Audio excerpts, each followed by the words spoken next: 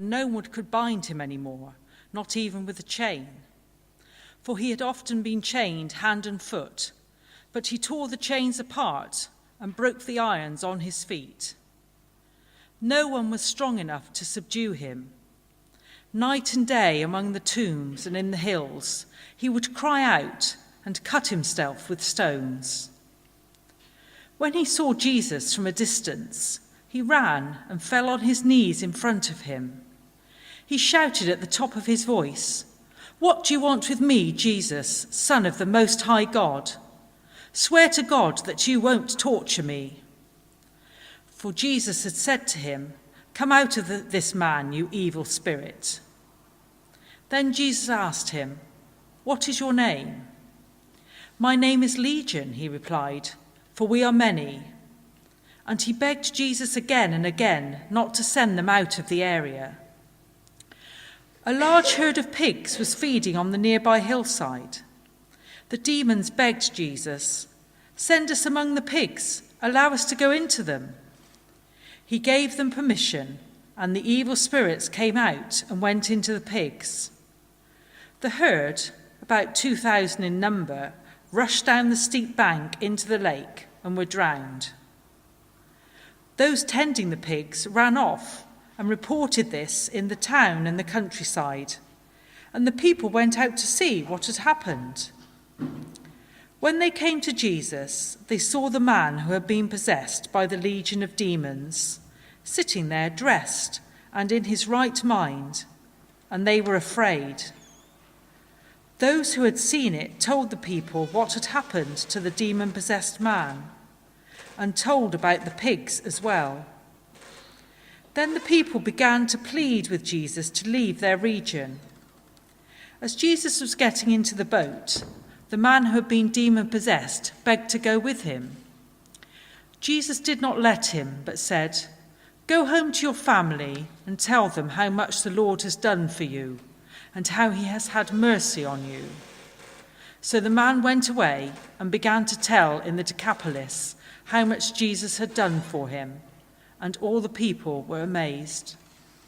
Every so often, in the next half year and a bit longer, I'll put into the sort of sequence of sermon messages something a little different based on following Jesus. So the sort of the pattern, if you follow these things at all, I'm probably the only person who's at all interested in the pattern, will resume next week, if you like, as we approach the time of Pentecost and marking the work of the Holy Spirit and so forth. So we'll be moving to that through the pattern, but I thought every so often it would be nice to pop in something that's a little different and is about following Jesus. Across the United Reformed Church this year and next is an emphasis on discipleship. It's called Walking the Way, Living the Life of Jesus Today.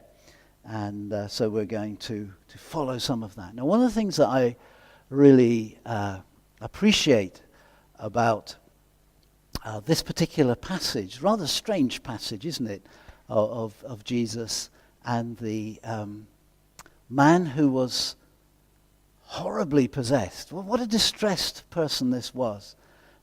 Nobody could restrain him when he was in this most distressed of his conditions. They hadn't sort of forged yet. I mean, I guess with modern materials he might have been restrained, I don't know. But with what they had available, nobody could hold this man down. He was a hazard to himself and others, and just a distress to have around, and a distress to himself. And Jesus travelled into his area, and that which was at work within him recognized the power that was present in Christ, and this quite extraordinary conversation takes place, which belongs to another day, really, but it is an extraordinary setting. But there's a particular feature that I would like us to focus on today. I want these sort of odd pockets of sermons that I'm popping into the sequence of things to be about two words of Jesus: follow me. And mostly when we hear those two words, follow me, from Jesus, our minds will probably go to Andrew, Peter, John and James, the fishermen of Galilee, the first disciples that he called. You can read about it in Mark chapter 1. Anne was reading from 5 chapters on, so quite a lot's happened. But the very first disciples are there, and Jesus sees them about their work. They're on shore, but fishermen have plenty to do on shore. It's not all about when you're on the water. And they're on shore, they're busy. I think Jesus knows them already. Sometimes it's presented as if, that Jesus appeared as a complete stranger and they were just sort of over. I doubt he was a stranger to them for a number of reasons. But for whatever reason, he senses that the moment has come to challenge them to walk away from the life that they know. To down tools, quite literally, on the spot, leave others to continue the work, and to leave even their homes and families and follow him. And that image is a powerful one for us. And most of the time, probably when we've heard messages or read stuff about being a disciple, that would be the paradigm that we've probably been offered, that of the fisherman ready to give up absolutely everything in order to follow Jesus.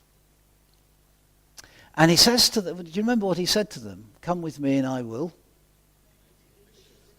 make you fishers of men, or fishers of people, we'd probably translate it now, rightly, I think. But yeah, is that a nice image, by the way? Do you think that coming to a good place with Jesus is like being caught in a net, and until you drown or something, the life is knocked down, then you're hauled ashore into an unfamiliar and alien environment. I've always found that rather an uncomfortable image. What do you think? That doesn't sound very nice. Doesn't make God sound very nice, does it? And he's saying, come with me, we'll get some more. And I think we need to pause on that image before we go into the particular instant that Anne read to us. I'd like to see that image of the gathering in of the fish this way. You see, Jesus says to them, I'm not going to be sending you out to catch fish, but I am going to send you out. I'm not going to send you out on the lake, but I am going to send you out. You're not going to work now as fishermen, but you are going to be gathering in. And it's going to be good. It's going to be costly, but it's going to be worth the cost. Follow me.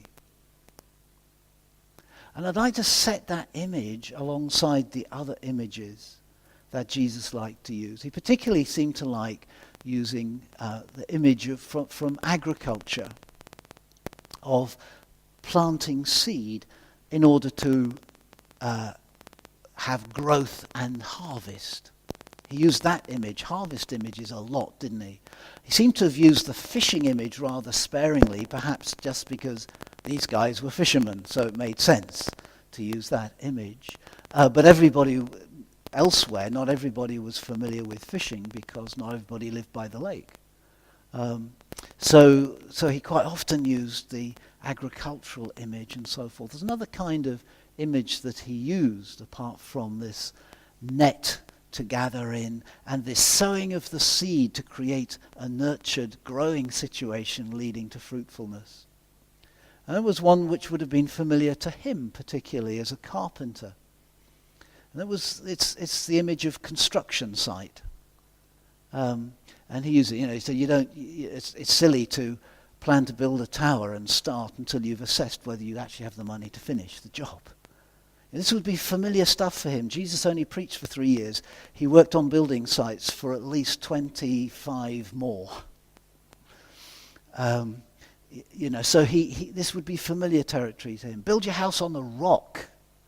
He's talking about stuff that he knows, stuff that would be familiar to others, but it's an image. And we wouldn't push it too far, and I think same with the fishing image. As we come back to this theme again and again in the next few months, I'll remind you from time to time, I don't think this is an aggressive image in which it's unpleasant to be caught in the net of God, but rather it's about a gathering in for a good outcome. Jesus is saying, you guys have some skills. You've been doing this. Remember, none of those guys went to school. They could all read, we think. They learnt to read at church or synagogue, because you learnt to read only for one purpose, really, which is to read the scriptures. That's really why you learnt to read in those cultures. You didn't really have much use for reading apart from that. But it came in here and there for other purposes too. So they read, but they never went to school a day in their lives. They went to synagogue to learn to read and to learn the scriptures, and they worked side by side with their family members in the trade that their family had. These guys were fishermen. The guy we read about today was not a fisherman, though he did live by the lake. He couldn't go to work. He was so distressed, so beside himself, so aggressive, so difficult. He couldn't hold down a job or anything like that. And he was in deep trouble when Jesus came to him, and Jesus healed him, gave him freedom over the condition that had ruined his life up to that moment. And then this man says, I want to follow you. And Jesus tells him to do an interesting thing. Jesus tells him, can you nudge the things along? I don't think we're going to have Joy on the screen today. I'm just going to leave it in your hands, Beverly. Okay. If it gets there, it does. If it doesn't, it doesn't. What did Jesus tell this person to do? The man of the Gadarenes crossed the water from Capernaum. Remember what he told him to do? Go home. Go home. And that's what I want to tell you as well. Not yet. Yeah, sorry. But in a minute, certainly. But I want to say, you see, we've got this one model. Follow me, down tools, leave a job, don't work again, just follow Jesus, and so forth. The way of the 12 and some others as well. That's one way to follow Jesus. But there's another way which is more important, much more important, because it touches far more lives. And that is, you make a decision to follow Jesus and you go home. You don't give up your work, because you're not supposed to. You don't give up your pattern of life, whatever it may be. You know, maybe it's not work, maybe it's something else. You don't leave your home and family behind. Rather, Jesus said to this man, no, you're not going to follow me in the way these guys are following me, because you need to go to work now, and you need to tell people what God did for you today. So I'd like you to think about how you first encountered Jesus. Can you remember? Because, see, for some of you, it'll be, well, ever since I was remember it, it was ever a feature of my life. I sometimes shock people when I say, well, I never went to Sundays. Well, I went to Sunday school twice, actually. The first time I helped myself to the offering, it was a bit embarrassing to my family. So they handed this plate round and it had money on it. I thought, oh, come here again. And I started putting it in my pockets. I thought it was like sweeties, you sort of hand round the tray of sweeties. I thought, oh, this is good. So it was a bit awkward for my family. They had to get me to empty my pockets back into the plate and so on. So for me, it hasn't been a sort of slow journey through childhood and so forth. It's been much more abrupt than that, coming to follow Jesus. But each of us has some way or other in which Jesus has come to us and we've heard the voice of Jesus say, follow me. And we've wondered what that means for us.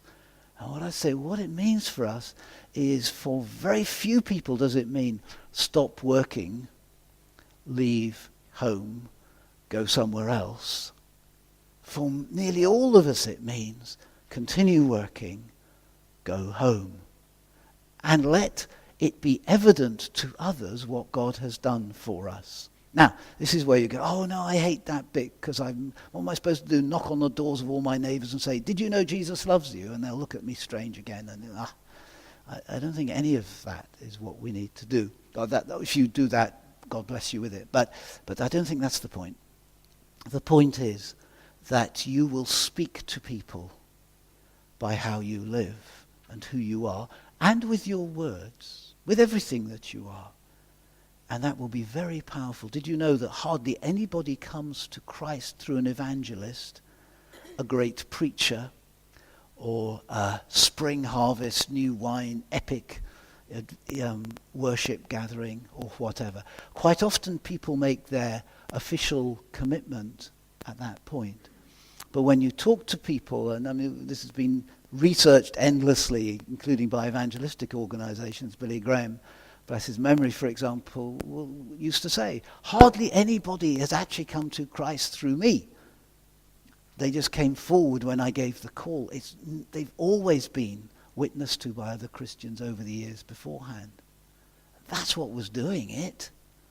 It's nearly always been us, the ordinary people of the church, who when we hear Jesus say, follow me, next hear him say, go home.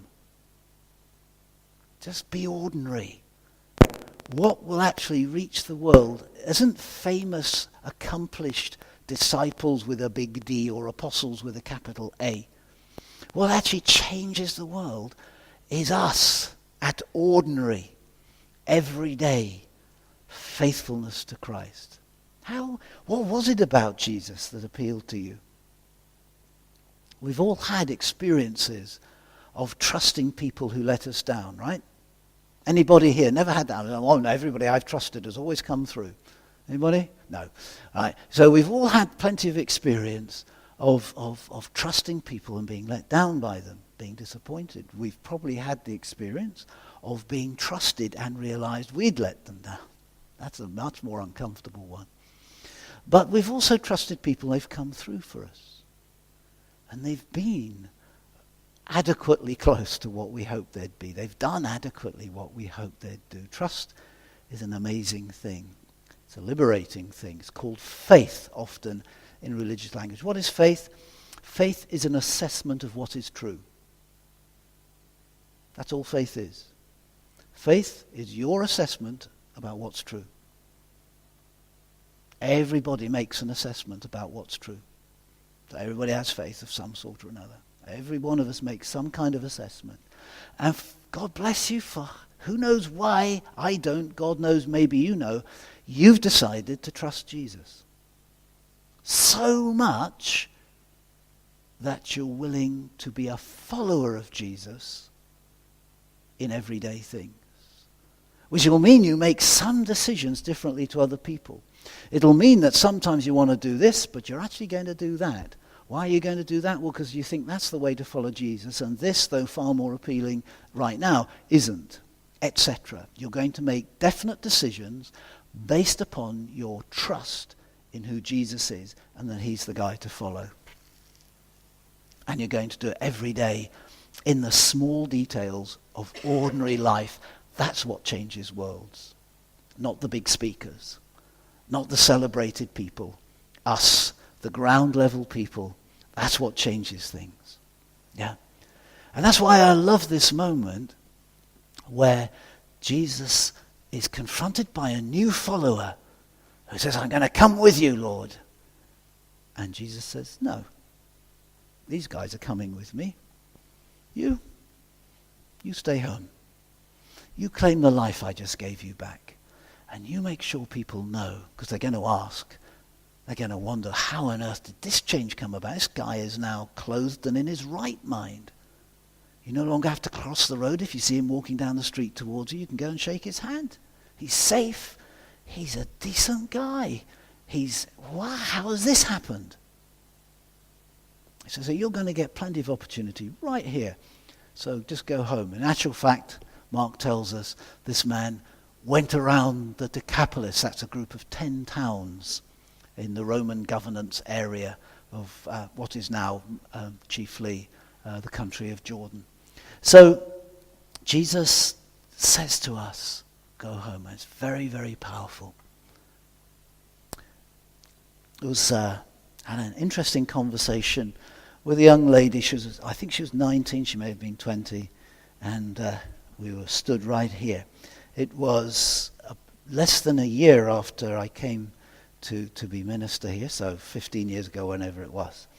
And we stood right here. What had happened was she had come and knocked on the office door, and she had her baby with her, and she wanted her baby christened. So we started to talk. I thought she was kind of interesting because she was somebody with no real self-confidence. She, all her body language and all her mannerisms were sort of belonged to somebody who doesn't see themselves as any significant and indeed lives life as low as possible so as not to be noticed and so on. Somebody really in need of encouragement and so forth. I was struck by this girl, and I said, boy, I bet it was tough for you to come to a church office today. She said, I've been days trying to pluck up the courage to do it. I said, so why have you come? She said, well, I told you I want my baby christened. I said, okay, so why? I always say that. And I get some strange looks. And she gave me a look. She didn't know how to begin to answer. I said, I said, you don't belong to either of the churches I lead, so do you have a church connection? No, I don't have any church connection. Is it somebody in your family has a church connection? You know, maybe a parent, grandparents, aunts, uncles, somebody is encouraging you to do this. She said, no, as far as I know, nobody in any of my family's ever been to church. I said, have you ever been to church? She said, no. So that's why we came in through the door. I said, we better go down and look at a church then, hadn't we? She said, yeah, that would be nice. So we came in and we stood there. And I remember her looking round. She said, and I could see the brain was doing this. She said, I said, what are you thinking? She said, just trying to work out why all the chairs face the same way. So when she said she hadn't been to church, she really hadn't. She didn't have an image of what happens in a building like this. And so I said, I'm amazed that you want your child christened. Where has this message to you come from? What has started you on this? And she said, Reverend so-and-so. His name, I confess, I've forgotten, but I wish I hadn't, because he deserves a testimony this morning. And she said, Reverend so-and-so. I said, so you do know somebody from the church? She said, well, he used to come to my school in Hamp. I said, oh, did he? Right. So how did you get to know him? She said, I didn't know him. I said, well, I guess he did assemblies, did he? She said, he might have done. I think he did, but none that I was involved in. I never went, none of the assemblies that I was in. I said, okay, so did he come into your classroom then and maybe do a session in the classroom? Oh, no. So I said, well, how did you ever get to speak to him? Oh, I never spoke to him. I said, so I'm having difficulty. I said, forgive me, but I'm trying to link this man you've never spoken to, who's never spoken to you, that's right, and yet he's the reason you're bringing your child for christening. I don't understand. She said, when I was about 14, I watched him walk across our playground, and I thought, sometimes it would be so nice to have a grown-up you could trust and talk with. And as I looked at him, I thought, there's the man you could trust.